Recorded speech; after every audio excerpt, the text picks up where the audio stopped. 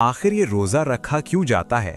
क्या ये सिर्फ दिन भर भूखे प्यासे रहने की एक रस्म है या इसके पीछे कोई बहुत बड़ा मकसद छिपा है? सोचिए एक ऐसे महीने के बारे में जिसमें एक बहुत गहरा रहस्य छुपा है, एक अजीब सा पैराडॉक्स है। चलिए आज इसके पीछे की कहानी और मकसद को समझते हैं। बस एक पल के लिए कल्पना कीजिए, एक ऐसा महीना जब दुनिया भर में करोड़ों लोग सूरज उगने से लेकर सूरज डूबने तक ना कुछ खाते हैं ना कुछ पीते हैं, अपनी हर इच्छा को काबू में रखते हैं। और कमाल की बात यह है कि इस मुश्किल तपस्या के बावजूद वो इस महीने को साल का सबसे मुबारक, सबसे पवित्र महीना मानते हैं। यही तो है रमजान का पैराडॉक्स और यही इसका सबसे बड़ा रहस्य भी है। तो चलिए इस रहस्य की परतों को खोलते हैं और सबसे पहले एकदम बेसिक सवाल से शुरू करते हैं कि आखिर ये रमजान है क्या। तो देखिए, रमजान जो है वो इस्लामिक कैलेंडर का 9वां महीना है और इसे सबसे पाक, सबसे पवित्र माना जाता है। इस पूरे महीने में मुसलमान रोजा रखते हैं, मतलब उपवास। साथ ही नमाज और कुरान पढ़ने पर जोर रहता है और हाँ, गरीबों की मदद करना भी इसका एक बहुत अहम हिस्सा है। और फिर इस पाक महीने का अंत होता है ईद उल फितर के बड़े जश्न के साथ। अच्छा, कभी ये सोचा है कि रमजान की तारीखें हर साल क्यों बदल जाती हैं? वेल, इसका सीधा सा जवाब है चांद। देखिए, इस्लामिक कैलेंडर जो है वो लूनर कैलेंडर है, मतलब चांद के हिसाब से चलता है और ये हमारे आम ग्रेगोरियन कैलेंडर से करीब 11 दिन छोटा होता है। बस इसीलिए हर साल रमजान एक नए मौसम में एक नई तारीख पर दस्तक देता है। ओके, तो ये तो हो गई रमजान की बेसिक पहचान। लेकिन अब आते हैं असली और सबसे गहरे सवाल पर। आखिर ये रोजा रखा क्यों जाता है? क्या ये सिर्फ दिन भर भूखे प्यासे रहने की एक रस्म है या इसके पीछे कोई बहुत बड़ा मकसद छिपा है? वेल, इसका सबसे पहला और सबसे बड़ा मकसद है सेल्फ कंट्रोल, आत्मसंयम। देखिए, रोजा सिर्फ खाने पीने से परहेज नहीं है, ये तो गुस्सा, झूठ और हर तरह के गलत कामों से खुद को रोकने की एक तरह की ट्रेनिंग है। अपनी इच्छाओं पर, अपनी ख्वाहिशों पर लगाम कसने का एक तरीका। दूसरा मकसद है एम्पैथी, हमदर्दी। जब कोई इंसान खुद भूख और प्यास की शिद्दत को महसूस करता है ना, तो उसे उन गरीबों और ज़रूरतमंदों की तकलीफ का असल में अंदाज़ा होता है, जो शायद हर रोज़ इस हालात से गुजरते हैं। और यही एहसास दान, जिसे ज़कात कहते हैं, और सेवा की भावना को और भी मजबूत करता है। और तीसरा, सबसे गहरा, सबसे आध्यात्मिक कारण है ईश्वर के करीब आना। रोजे को इबादत का, मतलब पूजा का एक बहुत ही ऊंचा दर्जा दिया गया है और इसका असली मकसद तकवा को बढ़ाना है। अब तकवा क्या है?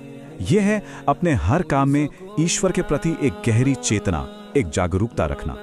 तो अब जब हम इसके क्यों को थोड़ा बहुत समझ गए हैं, तो चलिए अब इसके कब और कैसे पर भी एक नजर डाल ही लेते हैं। चलिए थोड़ा टाइम में पीछे चलते हैं। इमेजिन कीजिए, साल है 610। मक्का के पास एक गुफा और पैगंबर मोहम्मद पर पहली बार ईश्वर का संदेश उतरता है। पता है वो महीना कौन सा था? वो रमजान का ही महीना था और उस रात को आज लैलतुल कद्र यानी द नाइट ऑफ पावर के नाम से जाना जाता है।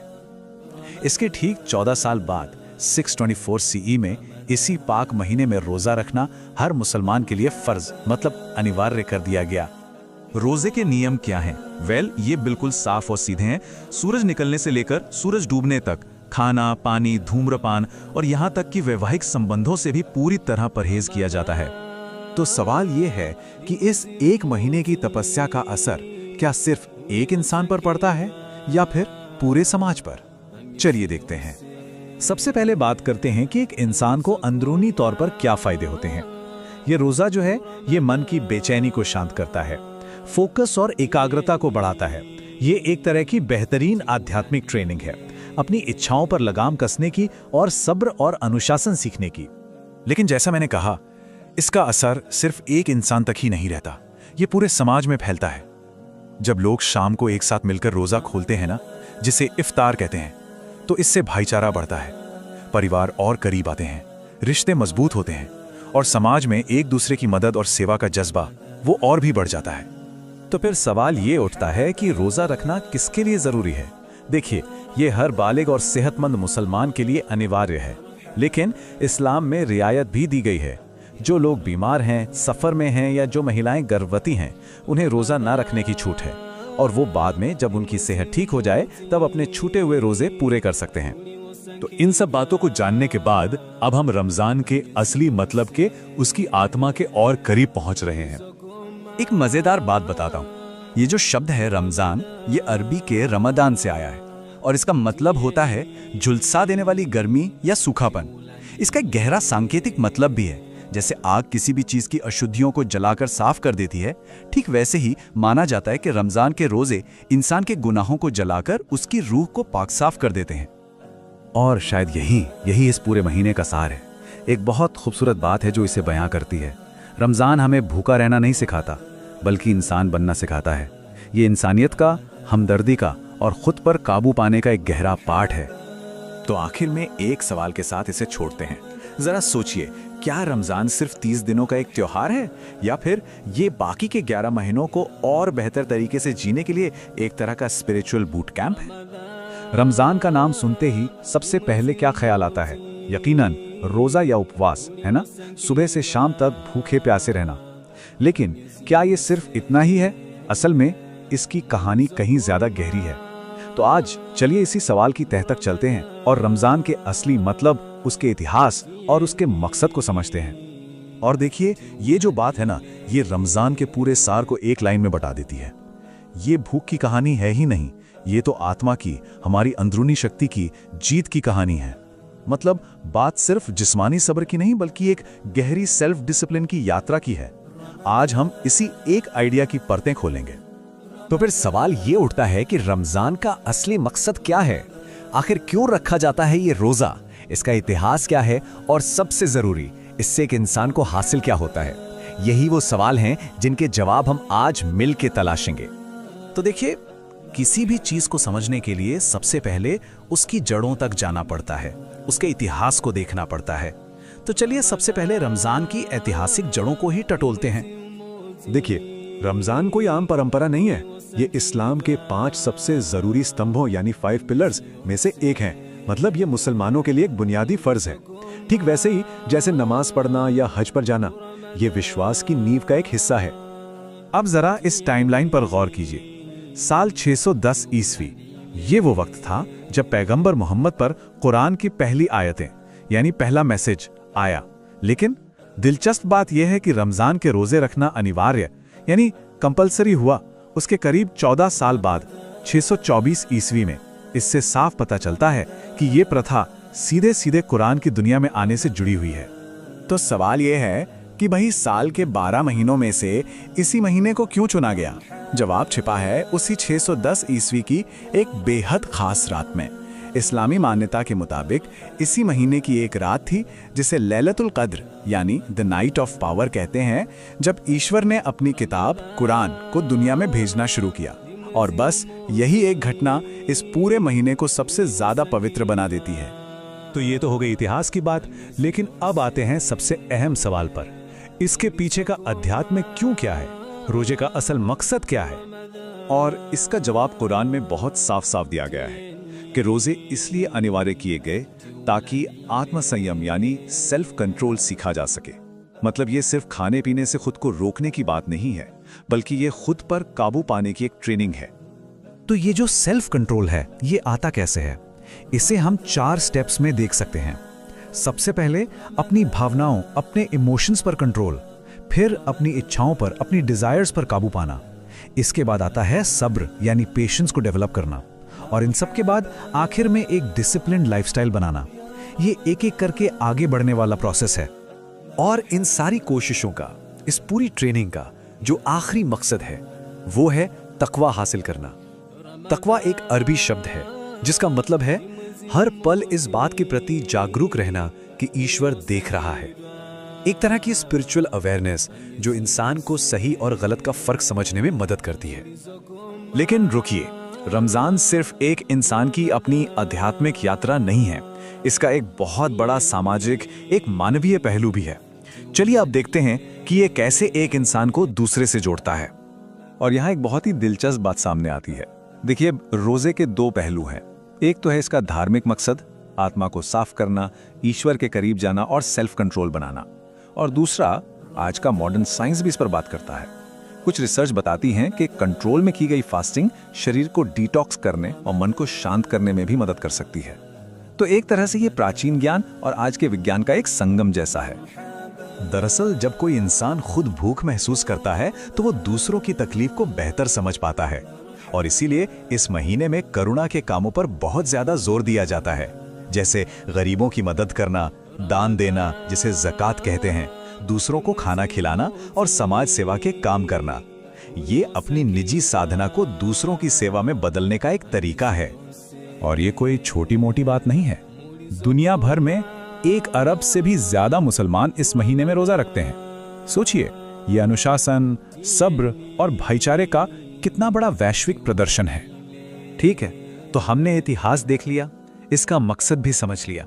अब आते हैं इस पूरी कहानी के सबसे दिलचस्प हिस्से पर, एक ऐसा हिस्सा जो सारी बातों को एक साथ जोड़ देगा। सवाल यह है कि रमजान शब्द का खुद का क्या मतलब है? क्या इस नाम में भी कोई गहरा राज छिपा है? बिल्कुल, और इसका जवाब शायद थोड़ा हैरान करने वाला हो। रमजान शब्द एक अरबी शब्द से निकला है जिसका मतलब होता है तेज गर्मी या जलना। सुनने में थोड़ा अजीब लगता है ना, लेकिन इसका जो सिंबॉलिक यानी प्रतीकात्मक मतलब है वो बहुत खूबसूरत है। ये देखिए, ठीक वैसे ही जैसे आग या तेज गर्मी किसी चीज को जलाकर साफ कर देती है, उसे शुद्ध कर देती है, रमजान के महीने की साधना और सब्र इंसान के पापों और बुरी आदतों को जलाकर उसकी आत्मा को शुद्ध करते हैं। ये एक तरह की स्पिरिचुअल क्लिंजिंग है, एक आध्यात्मिक सफाई। तो कुल मिलाके अगर हम सबको जोड़कर देखें तो रमजान का असली सार क्या है? ये आत्मा के लिए एक ट्रेनिंग है, मन को कंट्रोल करने का एक तरीका है, इंसानियत और हमदर्दी का एक सबक है, और ईश्वर से करीब होने का रास्ता है।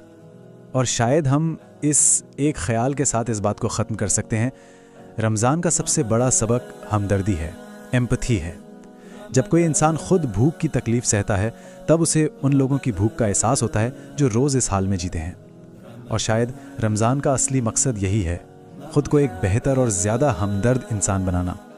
हर साल दुनिया भर में करोड़ों लोग एक बहुत ही खास महीने का इंतजार करते हैं, पर क्या रमजान का मतलब सिर्फ सुबह से शाम तक कुछ ना खाना पीना है? असल में ये इससे कई ज्यादा है। ये एक गहरी आध्यात्मिक यात्रा है, और आज हम इसी सफर पर चलेंगे और इसके असली मायनों को समझेंगे। तो सवाल यही उठता है कि क्या रमजान सिर्फ भूखे प्यासे रहने का नाम है, या फिर इसके पीछे कोई और गहरा मतलब छुपा है, एक ऐसा मतलब जो हमें खुद को बेहतर समझने का मौका देता है। चलिए मिलकर इस बात की तह तक जाते हैं। तो देखिए, अपने इस सफर में हम 5 खास पड़ावों से गुजरेंगे। सबसे पहले जानेंगे कि इसे रहस्योद्घाटन का महीना क्यों कहते हैं, फिर समझेंगे कि भूखे रहने से परे ये आत्मा की ट्रेनिंग कैसे है। इसके बाद बात होगी 1000 महीनों से बेहतर रात की, फिर देखेंगे कि दुनिया भर में इसे कैसे मनाया जाता है, और आखिर में हम रमजान के असली पैगाम को समझने की कोशिश करेंगे। ठीक है, तो रमजान को अगर सच में समझना है तो हमें इसकी शुरुआत से शुरू करना होगा। मतलब हमें थोड़ा सा वक्त में पीछे जाना पड़ेगा, जहाँ से ये सारी कहानी शुरू हुई। तो चलिए पहला कदम उठाते हैं। पता है, रमजान की पूरी कहानी की जड़ एक अकेली बहुत ही पवित्र रात में है। जी हाँ, सिर्फ एक रात, एक ऐसी रात जो इस पूरे महीने को खास बनाती है और करोड़ों लोगों की आस्था का केंद्र है। इस रात को कहते हैं लैलतुल कद्र। इसका मतलब है शक्ति की रात या द नाइट ऑफ पावर। ये वो ऐतिहासिक पल है जब माना जाता है कि पाक किताब कुरान पहली बार पैगंबर मोहम्मद साहब पर नाजिल हुई थी, मतलब प्रकट हुई थी। असल में यही वो घटना है जो रमजान की बुनियाद है। इसीलिए कहते हैं कि कुरान और रमजान का रिश्ता बहुत गहरा है। इस महीने में लोग कुरान को ज्यादा पढ़ते हैं, उसे समझने की कोशिश करते हैं। तो ये सिर्फ एक पुरानी घटना को याद करना नहीं है, ये एक मौका है कुरान की तालीम से, उसकी शिक्षाओं से दोबारा जुड़ने का। एक तरह से ये एक आध्यात्मिक रीसेट का समय है। अच्छा, तो ये तो हुई शुरुआत की बात, पर अब आते हैं उस सवाल पर जो सबके मन में आता है। आखिर रोजा क्यों रखते हैं? सिर्फ भूखे प्यासे रहने का असल मकसद क्या है? चलिए अब जरा भूख प्यास से आगे बढ़ते हैं और इसके गहरे आध्यात्मिक मतलब को समझते हैं। देखिए, रोजा या उपवास, इसका मतलब सिर्फ पेट को खाली रखना नहीं है। मतलब ये सिर्फ खाने पीने से दूर रहना नहीं है। असल में ये एक प्रैक्टिस है। किस चीज की? सेल्फ कंट्रोल की, अपनी इच्छाओं पर काबू पाने की और एक तरह की आध्यात्मिक जागरूकता की। ये एक मौका है अपनी आत्मा को पाक करने का और ऊपर वाले से अपने रिश्ते को और गहरा करने का। आप रमजान को ना एक तरह का ट्रेनिंग मंथ समझ सकते हैं। जैसे जिम में बॉडी की ट्रेनिंग होती है, वैसे ही यहाँ आत्मा की ट्रेनिंग होती है। ये मौका है अपनी बुरी आदतों को छोड़ने का, अच्छे कामों को बढ़ाने का और खुद को एक बेहतर इंसान बनाने का। ये एक महीने का आध्यात्मिक वर्कआउट है जिसमें हम खुद को सुधारते हैं।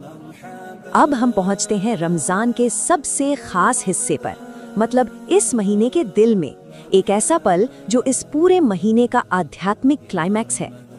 जरा सोचिए, 1000 महीने, ये कितना लंबा वक्त होता है, करीब 83 साल। और इस्लामी मान्यता के मुताबिक रमजान की वो एक रात, लैलतुल कद्र, इन 1000 महीनों में की गई इबादत से भी ज्यादा बेहतर मानी जाती है। ये वो रात है जब दुआएं कबूल होती हैं और रहमत बरसती है। और ये जो खास रात है, ये रमजान के आखिरी 10 दिनों में से ही कोई एक होती है। यही वजह है कि महीने का ये आखिरी हिस्सा इबादत और दुआओं के लिए और भी खास हो जाता है। रमजान सिर्फ किसी एक जगह का त्योहार नहीं है, ये पूरी दुनिया में मनाया जाता है और यही बात इसे और भी खूबसूरत बनाती है। हर कल्चर, हर देश इसे अपने अनोखे अंदाज में मनाता है। चलिए दुनिया के अलग अलग कोनों में चलते हैं और कुछ दिलचस्प रिवाज देखते हैं। जैसे कि मिस्र में रोजा खोलने का वक्त बताने के लिए बाकायदा तोप दागी जाती है। वहीं तुर्की में चांद के एस्ट्रोनॉमिकल कैलकुलेशन से महीना शुरू होता है। और भारत में यहाँ लोग अपनी आंखों से नए चांद को देखकर रमजान की शुरुआत का ऐलान करते हैं। ये अलग अलग तरीके दिखाते हैं कि कैसे एक ही त्योहार अलग अलग संस्कृतियों में घुल मिल जाता है। तो अब हम अपने इस सफर के आखिरी पड़ाव पर आ गए हैं। हमने इसकी शुरुआत देखी, इसका मकसद समझा, इसकी रस्में जानी, पर इन सब के बाद रमजान का असली पैगाम क्या है, इसका निचोड़ क्या है? असल में रमजान हमें बहुत कुछ सिखाता है। भूख को सहना, सब्र करना, जरूरतमंदों की मदद करना, खुद को बेहतर बनाना, ये सब इसकी सीख है। ये एक मौका है अपनी आत्मा की सफाई का, ताकि हम एक नई, एक बेहतर शुरुआत कर सकें। और आखिर में ये एक बहुत गहरी बात है कि जब इंसान भूखा रहता है तब उसे रोटी की कीमत समझ आती है, पानी की कीमत समझ आती है और इंसानियत की कीमत समझ आती है। ये एक लाइन शायद रमजान का पूरा सार बता देती है। जब हम खुद तकलीफ महसूस करते हैं तभी हमें दूसरों की तकलीफ का एहसास होता है। हम उन चीज़ों की कदर करना सीखते हैं जो हमारे पास हैं और शायद यही रमजान का असली मकसद है, हमें बेहतर इंसान बनाना।